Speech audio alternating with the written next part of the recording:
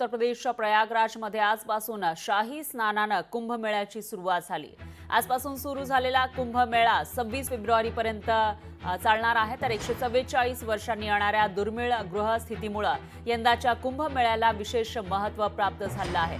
दरम्यान ही थेट दृश्य आपण बघू शकतो। उत्तर प्रदेशमधली इथल्या प्रयागराजमधली दृश्य आहेत। आजपासून शाही स्नानानं कुंभमेळ्याची सुरुवात झालेली आहे आणि उत्तर प्रदेशमध्ये सध्या प्रचंड थंडी आहे, तरी सुद्धा हे लोक इथं शाही स्नान करताना आपल्याला दिसून येत आहेत। सर्वच भाविक हे मोठ्या श्रद्धेनं स्नान करताना आपल्याला दिसतात।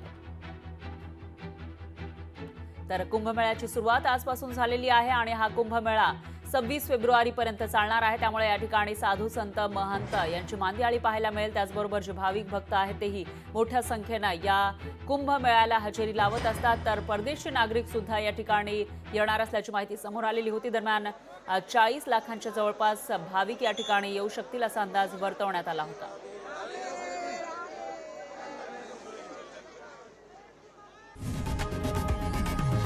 लोकशाही मराठी ऐका, पहा, जागरूक रहा।